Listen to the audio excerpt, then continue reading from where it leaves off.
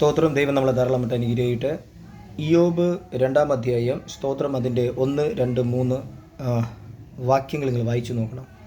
സാത്താൻ കർത്താവിനോട് സംസാരിക്കുന്നുണ്ട്. ഞാൻ ഭൂമിയിൽ ഊടാടി സഞ്ചരിച്ചു വരുന്നു. പക്ഷേ കർത്താവ് പറയുന്ന, നീ ഇയ്യോബിൻ്റെ മേൽ ദൃഷ്ടി വെച്ചത് എന്തിനെന്ന്. ഇയ്യോബിൻ്റെ മേൽ ദൃഷ്ടി വെച്ചത് എന്തിനെന്ന് നമ്മൾ സ്തോത്രം ദൈവനാമത്തിൽ ഒരുപാട് പഠിച്ചിട്ടുണ്ട്. പക്ഷേ പരിശുദ്ധാത്മാവിനോട് സംസാരിച്ച വാക്ക് ഞാൻ നിങ്ങളോട് സംസാരിക്കുന്നത്, ഭൂമിയിൽ ദൈവവുമായിട്ട് നല്ല ബന്ധമുള്ളൊരു മനുഷ്യൻ്റെ സ്വഭാവങ്ങൾ, സംസാരങ്ങൾ എല്ലാം സത്യസന്ധതയായിരിക്കും. ഒരു കള്ളത്തനവും കാണില്ല അതിനകത്ത്. ഹല്ലേലൂയ. നമ്മൾ പലപ്പോഴും പറയുന്നൊരു വാക്കുണ്ട്, നമ്മളെ മനുഷ്യരല്ലേ, നമുക്ക് ചെറിയ തെറ്റുകുറ്റങ്ങൾ പറ്റും. ഭൂമി മലയാളത്തിൽ ആരുമില്ല. ഞാൻ തന്നെ ഒരുപാട് തെറ്റിൽ നിന്നാണ് ശരിയിലേക്ക് വന്നത്. പക്ഷേ അതിൽ യഥാർത്ഥമായിട്ട് പഠിച്ചു നോക്കിയപ്പോൾ പരിശുദ്ധാത്മാ പറഞ്ഞത്, നിഷ്കളങ്കൻ, നേരുള്ളവൻ, കണ്ട തിന്മ കണ്ട ഓടിത്തള്ളിക്കളയും. ഇങ്ങനെയൊക്കെയുള്ളൊരു മനുഷ്യൻ ഭൂമിയിൽ ഉണ്ടായിരുന്ന യഥാർത്ഥത്തിൽ സ്തോത്രം വെളിപ്പാട് നിങ്ങൾ വായിച്ചു നോക്കണം. ഭൂമിക്ക് ആ കഷ്ടം എന്നാണ് പറയുന്നത്. സാത്താൻ ഭൂമിയിൽ വീണെന്നാണ് പറയുന്നത്. ഇതിൻ്റെ അർത്ഥം നിങ്ങൾ കുറച്ചുകൂടി ഒന്ന് ആഴത്തിൽ പഠിച്ചു നോക്കിയാൽ, സമ്പത്ത്, അത് ഇത് എല്ലാം നഷ്ടപ്പെട്ട്, മക്കൾ നഷ്ടപ്പെട്ട്, ഭാര്യ നമ്മുടെ ഒപ്പം നിൽക്കാണ്ട് ഭാര്യ സംസാരിക്കുന്ന എല്ലാം നിങ്ങൾ ഒന്ന് ആഴത്തിൽ പഠിച്ചു നോക്കണം ദൈവനാമത്തിൽ. എന്തിനെന്ന് കേട്ട് കഴിഞ്ഞാൽ, ഓരോ ദിവസവും ഈ തിരുവചനം വായിക്കുന്തോറും അതിൽ നിന്ന് പുതിയ ആശയങ്ങൾ പരിശുദ്ധാത്മാവ് നമ്മളെ ഓർമ്മപ്പെടുത്തും.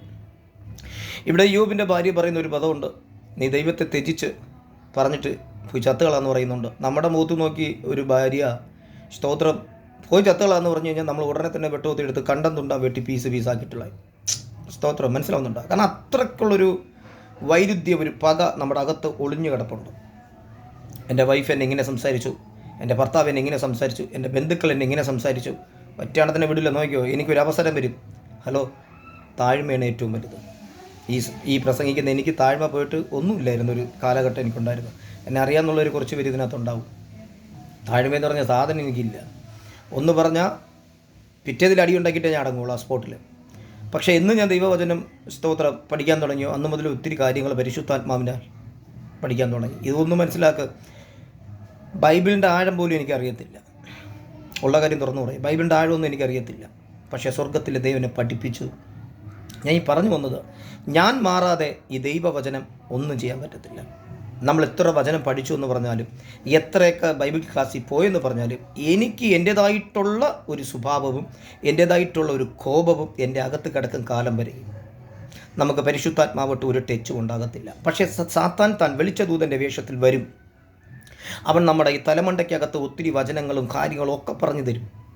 അത് നമ്മൾ പ്രസൻറ്റ് ചെയ്യാനും മടിക്കത്തില്ല. ഒന്ന് മനസ്സിലാക്കുക, പരിശുദ്ധാത്മാവുള്ള ഒരു മനുഷ്യൻ സ്തോത്രം അവന് താഴ്മയുണ്ടായിരിക്കും. ഹല്ലേലൂയ. എല്ലാ വിഷയത്തിനും അവൻ വളരെ താമസിച്ച് മറുപടി പറയും. അതെന്തെന്ന് കേട്ട് കഴിഞ്ഞാൽ, നമ്മളുടെ വാക്ക് ആരെയും നോവിക്കരുത്. കാരണം നാവിന് അധികാരമുണ്ടെന്നാണ് യാക്കോബ് വായിക്കുമ്പോൾ സ്തോത്രം നമുക്ക് മനസ്സിലാവുന്നത്. ഈ പറയുന്നത് എന്താണെന്ന് ശ്രദ്ധിച്ചു കേട്ടോ. എന്തിനാണ് ഈ സാത്താൻ ഇയ്യോബിനെ ദൃഷ്ടി വെച്ചതിൻ്റെ അർത്ഥം? ഹല്ലേലൂയ. ഇയ്യോബിനേക്കാൾ ഒത്തിരി ജനം അവിടെയുണ്ട്. കാരണം ഇങ്ങനെ ഒരു ഭക്തൻ ഈ ഭൂമിയിൽ ഉണ്ടായിരുന്നാൽ സ്തോത്രം സാത്താന് ആ ദേശത്ത് നിൽക്കാൻ പറ്റത്തില്ല. കാരണം കർത്താവ് എല്ലാ വിഷയത്തിലും അവനെ വേലി കെട്ടി നിർത്തിയിട്ടുണ്ട്. അവൻ്റെ മൃഗങ്ങളാകട്ടെ, അവൻ്റെ കൂടെ നിൽക്കുന്ന വ്യക്തികളാകട്ടെ. പക്ഷേ എങ്ങനെ ഇവൻ്റെ ബാഗിൽ ഈ സാത്താൻ റൗണ്ടപ്പിട്ട് ഇവൻ എങ്ങനെ ഇത്രയും വളർന്നു, ഇവനെ ഇത്രയും ദൈവവുമായിട്ടുള്ള ആ ബന്ധം എങ്ങനെയെന്ന് ബാക്കിലേ സഞ്ചരിച്ച് വന്നപ്പോൾ പിടികിട്ടി. എൻ്റെ മനസ്സിനെ അങ്ങ് ഉടച്ച് കളഞ്ഞാൽ മതി. നമുക്കും ഇങ്ങനെയാണ്. മറ്റുള്ളവരത്തൊക്കെ നമ്മൾ പ്രസംഗിച്ചിട്ട് നമ്മുടെ മനസ്സൊക്കെ അങ്ങ് വല്ലാതെ അങ്ങ് ഉടഞ്ഞു പോകും. നമ്മൾ വീട്ടിൽ വരുമ്പോൾ നമ്മളുടെ മക്കളുടെ കാര്യങ്ങളോർത്ത്, മക്കളുടെ ഫീസിൻ്റെ കാര്യങ്ങളോർത്ത്, കോളേജിൻ്റെ കാര്യങ്ങളോർത്ത്, മക്കളുടെ കല്യാണങ്ങളുടെ കാര്യങ്ങളോർത്ത് ഒരു കാര്യം തുറന്നു പറയാം, എൻ്റെ ദൈവം അറിയാതെ ഒരു രോമം നിൻ്റെ ശരീരത്തിൽ നിന്ന്, നിൻ്റെ തലമുടിയിൽ നിന്ന് പോകത്തില്ല. മനസ്സിലാക്കുക, എൻ്റെ ദൈവത്തിന് കഴിയാത്ത ഒറ്റ സംഭവങ്ങളില്ല. പക്ഷെ നമ്മൾ മറന്നുപോയിണ്. ഇപ്പം ഞാൻ തന്നെ എൻ്റെ മോളുടെ കോളേജ് വിഷയത്തിനകത്ത് ഒരുപാട് ദൈവം ഇതിങ്ങനെ എങ്ങനെയെന്ന് പറഞ്ഞിരുന്നിട്ടുണ്ട്. സ്വർഗത്തിലെ ദൈവം അത്ഭുതകരമായി ഞങ്ങൾക്കത് ചെയ്തു തന്നില്ലേ? ഞങ്ങൾക്ക് ആരും സഹായിക്കുകയില്ല സ്വർഗത്തിലെ ദൈവം അല്ലാതെ. പക്ഷേ ഇത് മനസ്സിലാക്കുക, അത്രത്തോളം നമ്മൾ ദൈവവചനത്തിനകത്ത് ഇരിക്കും തോറും മാനുഷികമായിട്ട് സംഘർഷണങ്ങളുണ്ടാകും, കുടുംബത്തിനകത്ത് പ്രശ്നങ്ങളുണ്ടാകും, നല്ല കൂട്ടുകാരെ നമ്മളെ വിട്ടു മാറിപ്പോകും, നമ്മൾ കള്ള പ്രവാചകനെന്ന് പറയും, ഇവൻ്റെ വചനം കേൾക്കരുതെന്നൊക്കെ പറയും. ഈ വാക്കൊക്കെ കേൾക്കുമ്പോൾ നമുക്ക് ഭയങ്കര വേദനയുണ്ട്. പക്ഷേ ഇതേ അവസ്ഥയിൽ പൊയ്ക്കൊണ്ടിരിക്കുമ്പോഴാണ് ക്രൂശിനെ ദൈവം കാണിച്ചു തന്നത്. ആ ക്രൂശിൽ നിങ്ങൾ നോക്കിയാണ് 3 വർഷക്കാലം കൂടെയുള്ള ഒരൊറ്റ വ്യക്തികളെ കാണാനില്ല. അവരൊക്കെ അങ്ങോട്ടും ഇങ്ങോട്ടൊക്കെ നിൽപ്പുണ്ടായിരിക്കാം. പക്ഷെ ആ ക്രൂശിൽ നിങ്ങൾ ശ്രദ്ധിച്ചു നോക്കുക, യേശു അല്ലാതെ മറ്റൊരാരും. അപ്പോൾ യേശു കർത്താവ് എന്തൊക്കെ പറയണം, എന്തൊക്കെ ചിന്തിക്കണം?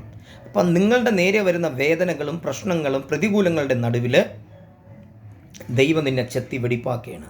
ഒരു വിത്ത് നിലത്ത് വീണത് മുളച്ചില്ലെങ്കിൽ, അത് നല്ല മണ്ണാകട്ടെ ചീത്ത മണ്ണാകട്ടെ, ആ വിത്ത് പൊട്ടണം, എങ്കിലേ ആ മണ്ണോട് ലയിച്ച് കയറുള്ളൂ. അതുകൊണ്ട് ക്രിസ്തുവിൻ്റെ സ്നേഹത്തിൽ നിന്ന് എന്നെ വേർതിരിക്കുന്നത് ആരെന്ന് പൗലോസ് ചോദിച്ചത്. എന്തുകൊണ്ടാണ് ഈ വചനങ്ങൾ സംസാരിക്കുന്നതെന്നറിയോ? ഇന്ന് വചനം വേണ്ട, പകരം അത്ഭുതം മതി. മനസ്സിലാവുന്നുണ്ടോ? യേശു പറഞ്ഞ എന്തുവാ? സ്വർഗരാജ്യം ഈ ഭൂമിയിലാക്കണമേ. അപ്പോൾ ദൈവം പറയുന്നത്, ദൈവ വചനം നീ പഠിച്ചാൽ സ്വർഗരാജ്യത്തിൽ കയറും. സ്വർഗരാജ്യം നിനക്കുണ്ട്. നീ മരിച്ചാൽ എവിടെ പോകും? ഇത് ഞാൻ പല തവണ ചോദിച്ചിട്ടുണ്ട്. നീ മരിച്ചാൽ എവിടെ പോകും? നീ ഇവിടെ സമ്പത്തുകളൊക്കെ വാരിക്കൂട്ടി വെക്കണം, കാറ്, അത് ഇത്. ഈയടാ, ഒരു മീറ്റിങ്ങിന് നിന്നെ വിളിച്ച രാജാവ് വരും പോലെയാ വരുന്നേ. ഹല്ലേലൂയ. തെറ്റല്ല. ശമൂവേലൊക്കെ നല്ല പ്രവാചകന്മാരാണ്. അവരൊക്കെ വലിയ രാജാക്കന്മാരെക്കാളപ്പുറമാണ് അവർ പോകുന്നത്. അതുകൊണ്ട് ഈശോയുടെ ഭവനത്തിനകത്ത് ശമൂവേൽ പോകുമ്പോൾ അവിടെയുള്ള രാജാക്കന്മാർ വിറച്ചുപോയി, എൻ്റെ വരവ് ശുഭം തന്നെയെന്ന്. അത് എൻ്റെ അഭിപ്രായത്തിൽ നല്ല കാര്യമാണ്. പക്ഷെ നീ നെഗളിച്ചു പോകരുത്. ദൈവം തരുന്ന സമ്പത്തിൽ നീ നെഗളിക്കരുത്. സമ്പത്തേ എന്ന് പറഞ്ഞ് നീ സുവിശേഷ വേല ചെയ്യരുത്. ഹല്ലേലൂയ. കർത്താവ് നിന്നെ വിളിച്ചു, നിൻ്റെ അമ്മയുടെ ഉദരത്തിൽ നിന്ന് നിന്നെ വിളിച്ചത് അവൻ്റെ വേലയ്ക്കെന്നുള്ള ചിന്ത നിനക്ക് വേണം. സ്ഥലം വെട്ടിപ്പിടിക്കാൻ, പദവി വെട്ടിപ്പിടിക്കാൻ, ഇരിക്കുന്ന ചർച്ച് വേറെ ആരെങ്കിലും കയറി വരുമോ എന്നുള്ള മൈൻഡ് വെക്കരുത്. അങ്ങനെയൊക്കെ പഠിക്കണമെങ്കിൽ അപ്പോസ്തല പ്രവൃത്തി പഠിക്കണം. ഹല്ലേലൂയ. ശമരിയ പട്ടണത്തിനകത്ത് എന്തിനു നടക്കണം നോക്കിക്കോണം. ഫിലിപ്പോസ്, സ്തോത്രം, അതൊക്കെ ഒരു വലിയൊരു മനസ്സാണ്. ഞാൻ പറഞ്ഞതിൻ്റെ അർത്ഥം, ഇയ്യോബിനെ ഇത്രയും വലിയ പെയിൻ വന്നിട്ടും ഇയ്യോബിൻ്റെ ഹൃദയത്തിൽ കൈവയ്ക്കാൻ കർത്താവ് അനുവദിച്ചിട്ടില്ല. നിൻ്റെ കുടുംബത്തിനകത്ത് നിന്നെ ഒറ്റപ്പെടുത്തി നിൻ്റെ കൂട്ടുകാർ, നാട്ടുകാർ, സ്തോത്രം, നിൻ്റെ ഹസ്ബൻഡ്, നിൻ്റെ ബന്ധുക്കളെല്ലാം ഒറ്റപ്പെടുത്തുമ്പോൾ നീ ആലോചിച്ചോ, പരിശുദ്ധാത്മാവ്, സ്തോത്രം, നിന്നോട് എന്തോ സംസാരിക്കാൻ ആഗ്രഹിക്കുന്നു. സ്വർഗത്തിലെ ദൈവം നിൻ്റെ കരങ്ങളിൽ വലിയ കാര്യങ്ങൾ ഏൽപ്പിക്കാൻ ആഗ്രഹിക്കുന്നു. നീ ഇതൊരു ചിന്തിച്ചു നോക്ക്. പെട്ടകം പണിയണം, സ്തോത്രം, പെട്ടകം പണിയാൻ ഒത്തിരി ജനം അവിടെയുണ്ട്. ഉൽപ്പത്തി വായിച്ചു നോക്കണം. പക്ഷെ നോഹയിൽ മാത്രമാണ് ദൈവം സംസാരിച്ചത്. ഇസ്രായേൽ ജനത്തെ മിസ്രൈമിൽ നിന്ന് കൊണ്ടുവരണം, മോശയെടുക്കാൻ മാത്രമാണ് ദൈവം സംസാരിച്ചത്. അഹരോനുണ്ടല്ലോ, ഹൂരുണ്ടല്ലോ, അവരാരടുത്തും സംസാരിക്കുന്നില്ല. മോശയെടുക്കാൻ മാത്രം. ഒരു ദൗത്യത്തിന് വേണ്ടി, എന്നെ ഇതിൽ കേൾക്കുന്ന പാസ്റ്റേഴ്സിനോട് പറയുന്നു, ഒരു ദൗത്യത്തിന് വേണ്ടി നിന്നെ ദൈവം വിളിച്ചു വേർതിരിച്ചിട്ടുണ്ട്. നീ മറ്റുള്ളവരെ വാക്ക് കേൾക്കാതെ നീ ദൈവസന്നിധിയിൽ പോയിരുന്ന്, കർത്താവെ 2026 ഇനി കുറച്ച് മാസങ്ങൾ കൂടെയുള്ളൂ, ഈ 1 വർഷക്കാലം ഞാൻ നിനക്ക് വേണ്ടി എന്ത് ചെയ്തു? നിൻ്റെ ശബ്ദം കേട്ട് തന്നെ ഞാൻ ഇതൊക്കെ ചെയ്തേ. നിൻ്റെ ശബ്ദം കേട്ടാണോ കർത്താവെ ഞാൻ ഇത്രയും സുവിശേഷം പ്രസംഗിച്ചത്, ഇത്രയും സഭകളിൽ ഞാൻ പോയത്? എത്ര പേരാ കർത്താവെ രക്ഷയുടെ ഭാഗത്തെത്തിയത്?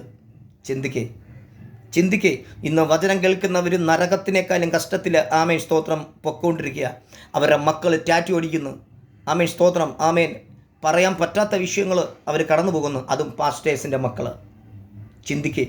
തലമുറ ദൈവനാമത്തിന് വേണ്ടി നിൽക്കേണ്ട പാസ്റ്റേഴ്സിൻ്റെ മക്കൾ പോലും, സ്തോത്രം, ഇന്ന് വഴിതെറ്റി പോകണമെങ്കിൽ അതിൻ്റെ ഉത്തരവാദി ആരെന്ന് കേട്ടാൽ ആ പാസ്റ്റേഴ്സ് തന്നെയാണ്. മറ്റുള്ളവരെ ഉപദേശിക്കാൻ, മറ്റുള്ളവരുടെ കാര്യങ്ങൾ ശ്രദ്ധിക്കാനൊക്കെ ഭയങ്കര ത്രില്ലിങ്ങാണ്. സ്വന്തം കുടുംബം. ഹല്ലേലൂയ. ആരെ കുറ്റപ്പെടുത്തണമല്ല. ഇവിടെ നിങ്ങൾ ചിന്തിച്ചു നോക്ക്. സാത്താൻ വന്ന് നിൽക്കുന്നുണ്ട് ദൈവത്തിൻ്റെ മുമ്പിൽ. കർത്താവ് അവൻ നിഷ്കളങ്കനല്ലേ? കണ്ടാ, നിഷ്കളങ്ക മനോഭാവമുള്ള ഒരു വ്യക്തിയെടുത്ത് ദൈവാത്മാവ് ഇടപെടൂ, പരിശുദ്ധാത്മാവ് സംസാരിക്കൂ. 24 hours സംസാരിക്കും. അതുകൊണ്ടാണ് തമ്പുരാൻ പറഞ്ഞത്, നീ അവൻ്റെ ഹൃദയത്തിൽ കൈവയ്ക്കരുത്. ഹല്ലേലൂയ. നിങ്ങൾക്ക് ഇതിൽ കൂടി ഞാൻ സംസാരിക്കുമ്പോൾ ചിലവർക്ക് ഇഷ്ടപ്പെടത്തില്ല. ഞാൻ പറഞ്ഞത് മനസ്സിലാക്കുക. ദൈവവചനം നിൻ്റെ ഹൃദയത്തിലുണ്ടെങ്കിലേ രക്ഷപ്പെടാൻ പറ്റൂ. ദിനംതോറും നീ ദൈവവചനം വായിച്ചേ പറ്റൂ. ആമേൻ. ഹല്ലേലൂയ. സമ്പത്തൊക്കെ താനേ വന്നുള്ളൂ. വിശ്വസിച്ചാൽ ദൈവ മഹത്വം കാണുമെന്നാണ് പറയുന്നത്. വിശ്വസിക്കേ.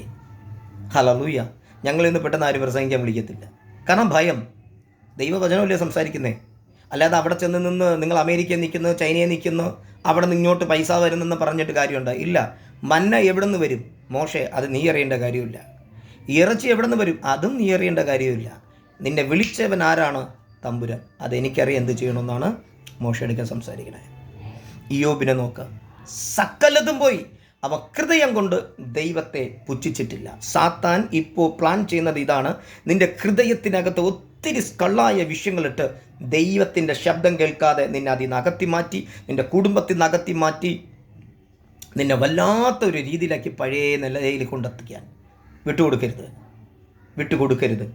നീ എന്ത് വിഷയം വന്നാലും ഓടിച്ചെന്ന് പ്രാർത്ഥനാ റൂമിൽ കയറി വചനം വായിക്കും. ഓരോ പാസ്റ്റേഴ്സിനെയും വിളിക്കരുത്, എന്നെയും കൂടെ. ആരെയും കൊച്ചാക്കണമില്ല. നീ ജയിക്കേണ്ട യുദ്ധം നീ തന്നെ ജയിക്കണം. യോശുവ, നീ ജയിക്കേണ്ട യുദ്ധം നീ തന്നെ ജയിച്ചാലേ എരിഹോ മതിൽ നിന്റെ മുമ്പിൽ നിന്ന് മാറിപ്പോകൂ. അതുകൊണ്ട് ദൈവനാമം മഹത്വപ്പെടട്ടെ. ക്ഷമ വേണം. മൗനമായിരിക്കേണ്ടടുത്ത് മൗനമായിരിക്കണം. ക്രൂശിലെ യേശുവിനെ നോക്കൂ. നിനക്ക് വേണ്ടിയാണ് തൻ്റെ പുത്രനെ എൻ്റെ തമ്പുരാൻ തന്നത്. മറക്കരുത്. അവർ സഹായിക്കും, ഇവർ സഹായിക്കും, മറ്റവരുണ്ടായിരുന്നു, മറിച്ചവരുണ്ടായിരുന്നു, ആരും കാണില്ല. പരിശുദ്ധാത്മാവ് കൂടെ നിൽക്കും.